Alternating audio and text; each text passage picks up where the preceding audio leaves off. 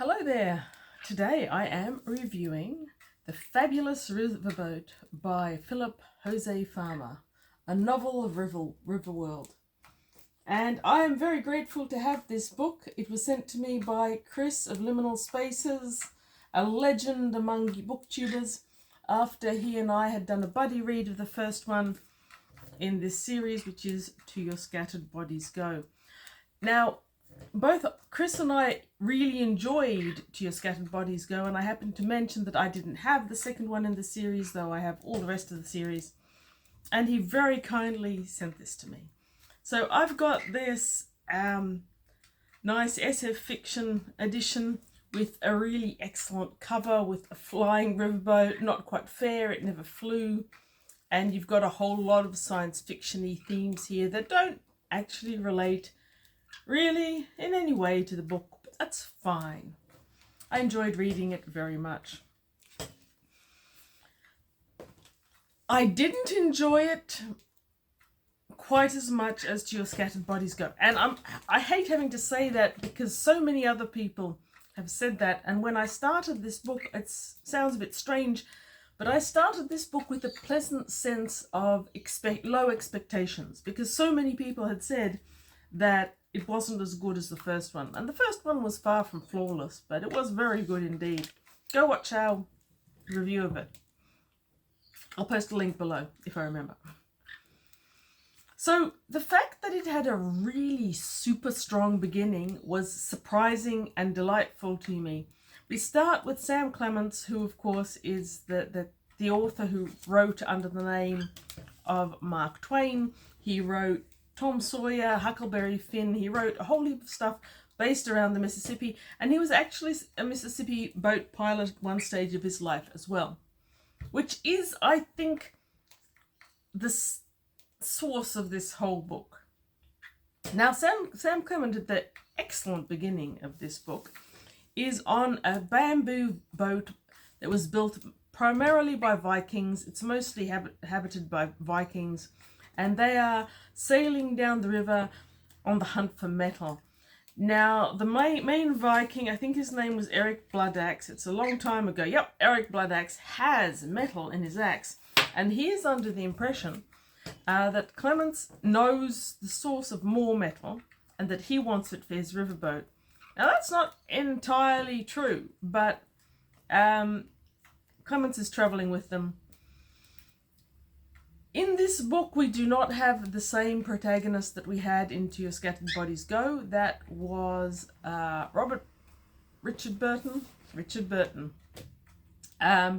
for whom Philip Jose Farmer clearly had more than a passing bromance for.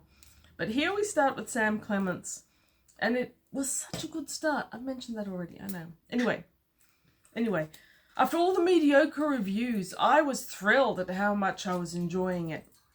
And overall, I still really enjoyed this book. I think it's a nice, strong 4 out of 5 stars for me, but it wasn't as narratively strong as To Your Scattered Bodies Go, and I was a bit disappointed in the absence of the Fabulous Riverboat after which it's been named. Now, Sam Clements also. Now, I don't know that much about the actual historical figure. I'm guessing that Philip Jose Farmer knew a lot more than me, at least at the era when he wrote this. That was 70s, wasn't it? Was this from, yes, copyright 1971 by Philip Jose Farmer. Philip Jose Farmer was clearly a huge history nerd. The amount he knows about different characters in history and about different periods in history, which he brings to this book, is astronomical. It's amazing. He knew about cultures that we know about today, but he wrote this long before the movie 300 came out, yet he knows about Leonidas of Sparta. He knows so much about so many different civilizations. It's magnificent. And that is why I'm confident that he knew a lot more about Sam Clements than I could possibly do. But Sam Clements, as a character, was quite different from Burton as a character. Over time, the voice with which he's speaking is reminiscent of things that were happening with Burton. And I think that level of reminiscence just means that Philip Jose Farmer himself is not building a great character. He's building a character that is a mouth for himself. Which is fine. Plenty of authors do that. It doesn't really matter in the long run as long as it gets the story forward. But if you know more about Sam Clements than me, I don't know. There was this great description on page 46 of insomnia. Did Sam Clements really have insomnia? Did Philip Jose Farmer have insomnia? I don't know, but it was really, I myself have never been a great sleeper. So this description was absolutely marvelous, and I bet I can't find it again easily. Oh yes, he wanted to sleep but could not. Insomnia had been skewering him for years. It drove through the middle of his brain, which spun on it like a wild gear, disengaging from his body's need for rest. Whew. Now, is that marvelous writing or what?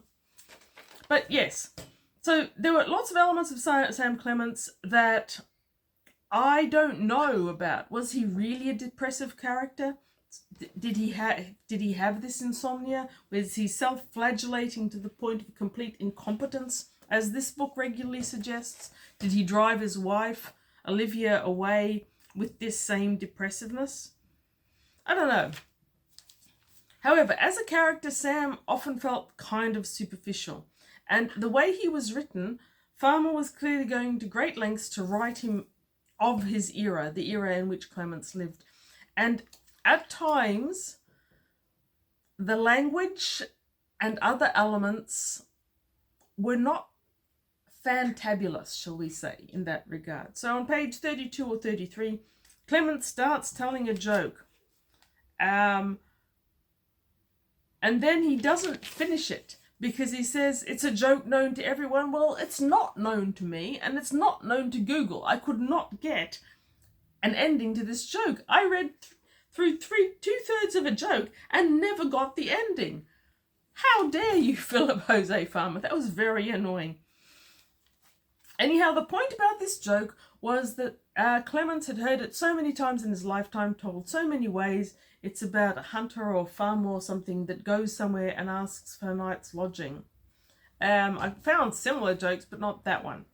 The reason it comes up is because some character that he meets along the way starts telling it to him, and Sam hits the roof and he says he's heard it so many times throughout his lifetime. He gets here onto Riverworld. One of the first and best friends he made is Joe Miller, and Joe Miller goes to tell him the joke. Now, Joe Miller is a fascinating character, or fascinating figure, in that Philip Jose Farmer seems to have this fascination with prehistoric intelligences, versions of humanity. I don't know. There's a Neanderthal into Your Scattered Bodies Go, but in this one, Joe Miller is not a Neanderthal. He is titled with this ludicrous title, a Titanthorpe with a proboscis instead of a nose, like a proboscis monkey. It's hard to image whether you think it's a real thing or something that Farmer invented for the purpose of the novel. It's hard to image, and I struggled with it. But Sam Clements and Joe Miller met each other early on. They bonded. They are now blood brothers. And a lot of Clements' story arc is basically possible because Miller is this huge guy who can crush anyone standing behind him and protecting him like a brother. A good brother rather than a bad brother. So,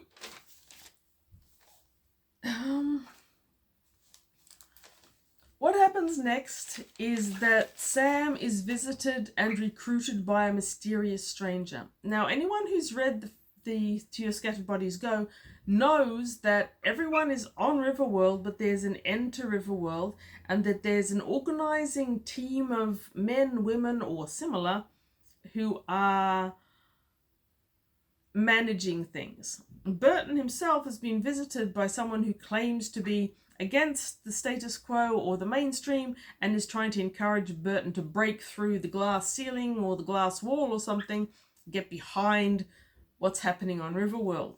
And in this one, Sam Clements has the same mysterious visitor who tells him where all these metals are that he needs in order to fulfill his dream of building this fabulous riverboat.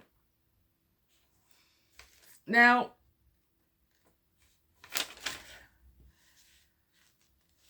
the thing about this fabulous riverboat, which is what I was promised by the title, the speculation is there for the riverboat, is that it doesn't really feature in the way I expected. So Sam Clement's whole motivation, all his behavior, all his aims and goals are around having this riverboat, but it's not wise to examine too closely why he wants it or what this dream of his actually is. Because if ever you stop to do that, a large structural part of this novel falls apart. He wants a riverboat because he wants a riverboat because he dreams of being captain on it, and this is some sort of like internal fantasy that he has. And then on the other hand, he dreams about driving the riverworld up to the top front of the river and solving the problem and freeing all the people from the river, from Riverworld. It's all a bit dubious and inconsistent at times, these aims and goals. So despite that really strong start, I think in the last third there was a little bit of a fizzle where things flattened out. It was far more about politics than it was about anything else. The riverboat is barely mentioned. Seems to slip into the background, whereas Sam himself is spending his whole time politicking, and the nemesis and bad guy in this is King John Lackland, which I had issues with that, to be honest. But it's page 193 out of 254 pages, I think it is, before we even see a glimpse of this riverboat. All the rest is building up the structure in which he can build it, which is finding and coming onto the land where a meteorite fell. That's early in the book. That's a great scene. So the beginning of this book is strong as all get out. The meteorite fell there. He knows that because the mysterious strangers told him. He later tells him where he can find bauxite and all these other elements that he needs to create basically an industrial revolution and start huge production that is all aimed at creating this riverboat. Now, I've always loved that deserted on desert island scenario in science fiction and fantasy, where a modern person must use their knowledge specifically to utilize the resources around them in order to start an easier life or whatever. But in this case, it was to start basically an industrial revolution with creating steel and a whole heap of other things in order to build this riverboat. Now, I don't need too much detail to be happy about the processes and the science of creating an industrial revolution and building things. It just needs to be part of the plot well. One of my favorites, by the way, Seahorse in the Sky by Edmund Cooper. Again, very light touch in the building up a new society from nothing but your own brains, but still damn good. So here, if you accept that as the main story, it's actually more enjoyable than if you accept the fabulous riverboat of the story. And what the story was actually trying to do, as it's the main narrative, kept me occupied a bit. For a large portion of it, it isn't the fabulous riverboat at all, though the riverboat starts featuring again toward the end. It's barely there in the beginning. The industrial development could have been meant to be a main plot. It's certainly a huge part of it, and you've got this really strong element of how that affects the riverworld. So the riverworld is basically these segments. There's the grails that provide everything you need. There's trees, there's grass, they're beautiful, there's a river. They're not made into heaven because humans keep fighting each other, but they are beautiful. But on page 101, I think it is, Farmer shows us the devastation that the Industrial Revolution has created in this particular valley. It's been stripped back. There's no trees. They've been all chopped down to provide wood for fires. There's huge holes in the grounds where they're digging for the steel from the meteorite. It's all just this horrible, ugly place. And at one point, Clements goes upriver, and when he comes back, he starts coughing because they've created that horrible atmosphere and stink of ammonia and processing. So you've got Clement ruminating that it had been necessary to create ugliness to build beauty. The beauty in question, of course, being his riverboat, which we still haven't seen at that stage. And this scene is very reminiscent to me of the scene in Lord of the Rings when the party come to Orthanc, and Saruman, in his effort to mimic Sauron, has created from a beautiful green lush valley a industrial hellhole. But Tolkien never lets us doubt what he thinks about that. He's violently against this sort of thing, whereas Farmer is a bit more ambivalent.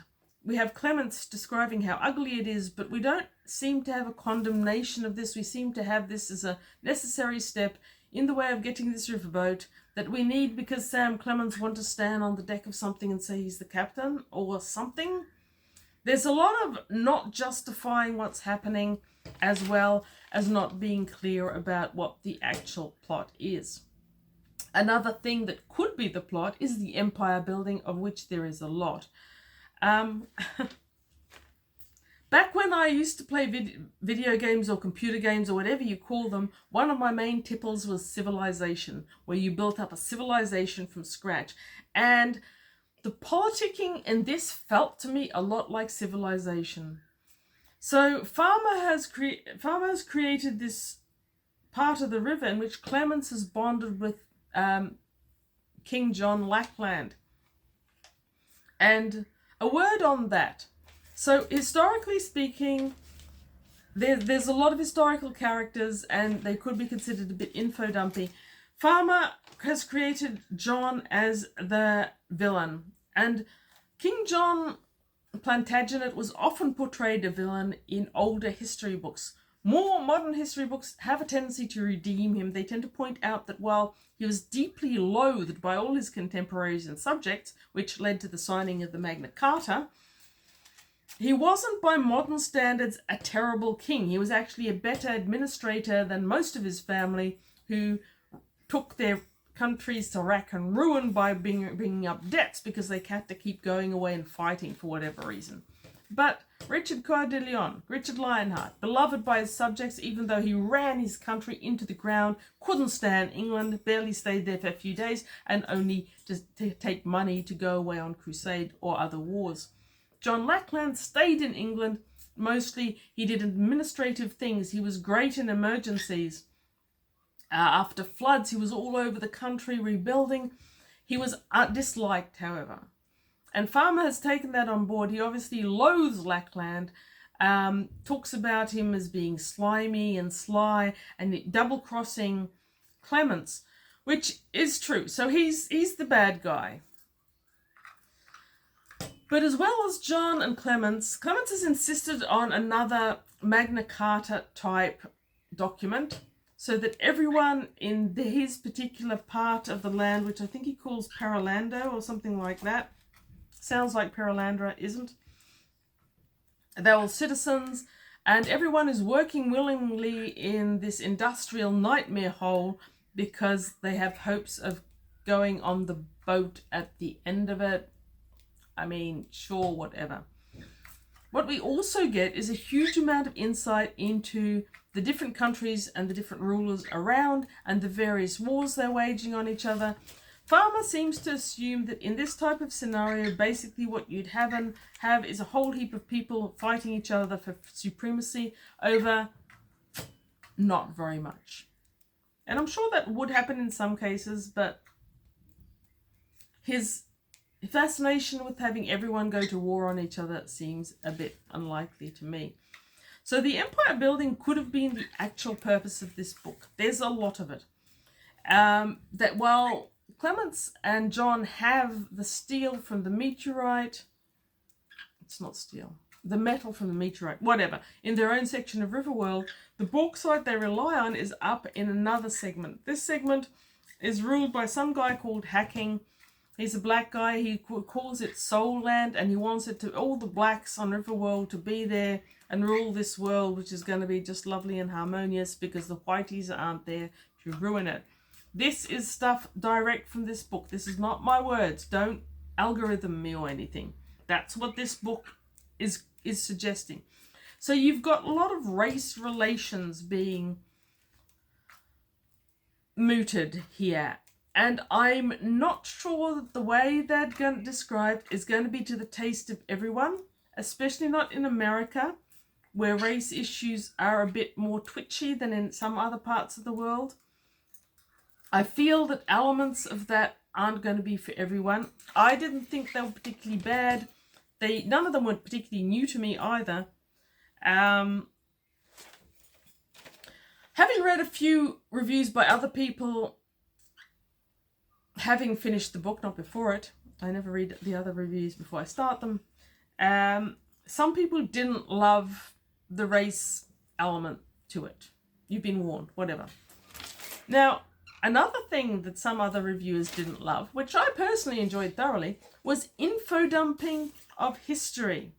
So, I made a note about this somewhere. Don't know where. Some people didn't like the info dumping. They didn't like the characters from history. And when Farmer introduces a new character from history, he'll tell us all about that history, when it happened, what happened there, who they were. I liked that. I actually like history and I quite enjoyed it. The interpretations of what those people would then do on Riverworld, maybe not always so much. And one element that I didn't like about this history was that it felt like it was info dumping instead of character development. So based on this book, one could be forgiven for thinking that Farmer is incapable of writing or developing characters. He's not. It's not his best talent, but he can do it. In this book, he really doesn't. Instead, he peppers the novel with historical characters. Cyrano de Bergerac, famous for his sword work, and large nose, apparently. I've forgotten that. King John, Plantagenet, etc., and lots of others. But they appear, and once they've appeared and we've been told who they are and what their history is, we don't get anything else on them. So there's essentially no character development. It isn't even stereotyping. It's just very one-dimensional portrayal. I enjoyed the historical part. That was enough for me, really. I would have liked some more character development, but, you know, swings and roundabouts, right? Now, of all the many things that are jam-packed into this not very big book, which took me ages to read because it's so jam-packed, which is a good thing. That is a good thing. The other thing that this book could have been about is the nurture versus nature debate. Now, anyone who's done biology or sociology or psychology or criminology or any of the softologies has been exposed to nurture versus nature. In fact, it's a concept that's been around for a long time. There's clear documentation that it was being mentioned in 94 before present and 209 before present in China. John Locke in 1960 wrote about it extensively, and I think he was mainly debunking Descartes' notions about it. Victorian times, it was very popular, and it hit a resurgence in the 60s and the 70s. Now, Farmer, who was born in 18-something or other, but seems to have been fascinated by the nature versus nurture debate.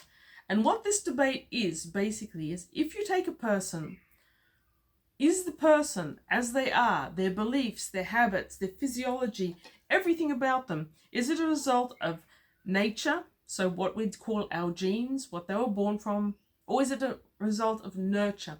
Do our parents create who we are by the genetic material they give us, or do they create what we are by the way they raise us, what they raise us to believe in, to eat, what to do for entertainment, how to treat other people? Nature versus nurture.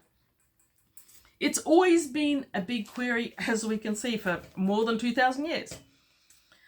And I think that Farmer had probably been affected by the purist behaviorism school from the 20s and 30s.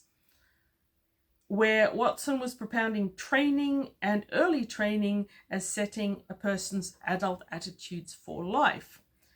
A thing that Farmer mentions almost once per page for a large portion of this book. Seriously, every character in this book bangs on about the nature versus nurture of a debate without ever mentioning it for a huge portion of this book.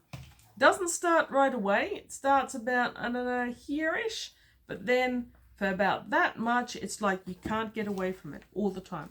Oh, by the way, twin studies established that there's a significant inherited component to every person's characteristics. So two identical twins who are genetically identical or close to identical, separated at birth, will still have a lot of characteristics in common, but not all. So this is the nature versus nurture is something that is handed to every first year student in a whole heap of study curriculums to argue. You either argue it in an assignment or you argue it if the lecturers don't want to have to mark assignments in a debate. And you're usually forced to choose one or the other to debate it because it is clearly and obviously not one or the other. Your genes, as we know them now, though clearly you didn't know them 2,200 years ago. Our genes create who we are, but our experiences in life form what we are. Would I have been a science fiction and speculative fiction reader if my parents hadn't had all those books on the shelf? Maybe, but the fact that Theodore Sturgeon was there on the shelf by the time I turned 11, that had a lot to do with it. Nature versus nurture, both. And Farmer really needs to up his game if he's going to debate it, because Sam Clements and Joe Miller say the same thing to each other over and over and over again on this topic.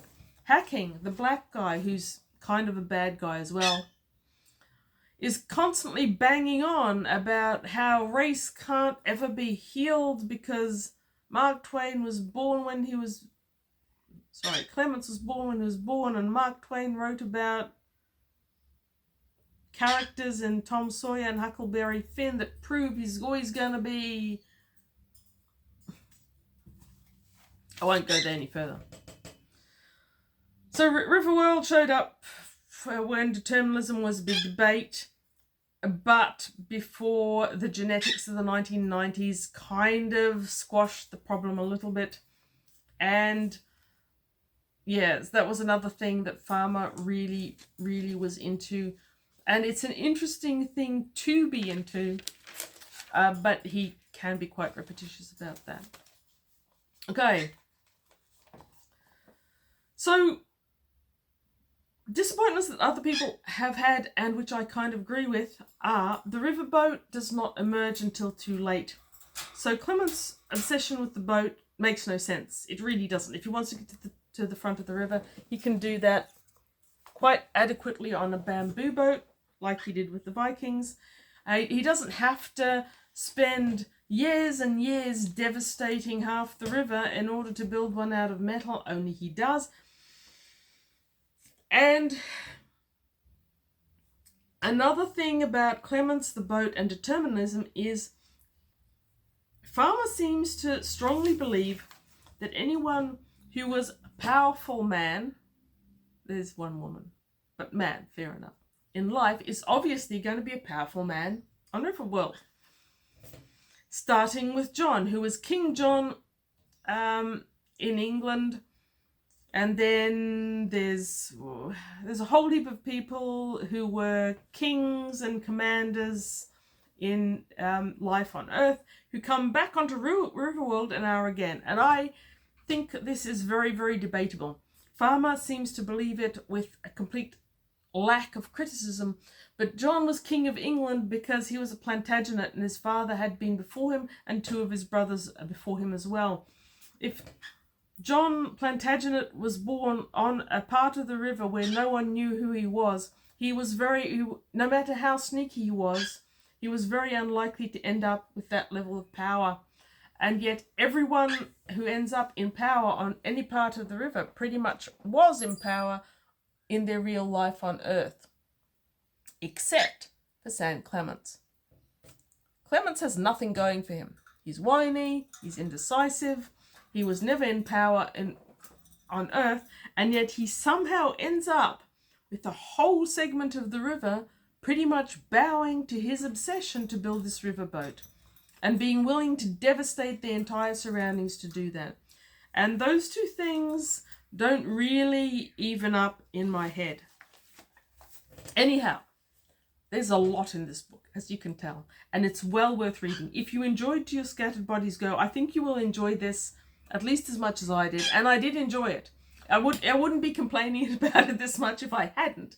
I enjoyed it, I was invested in it, I was fascinated in what was going forth for most of it. Toward the end, it does slow down when we get a little bit too much into X is fighting Y and they may fight us, so we need to do this before X or Y fight us. It got a bit much. And then, after all that, we end up with this really, really momentous crescendo.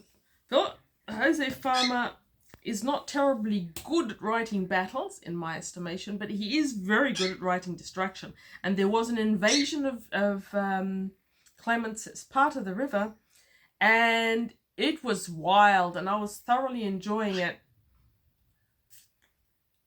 And I was fooled. Spoiler, go away, unless you've already read it. I mean it. Go away unless you've already read it. Right now, shoo, go away, read good books. Spoiler. So you have this other guy invade them. John's palace has been bombarded, so he's clearly dead. Clements has to run for the hills and for this mechanism to explode the dam, which they've put in place as a last stopgap measure. It's a stopgap measure because whoever explodes the dam is probably going to die and the riverboat will be washed away.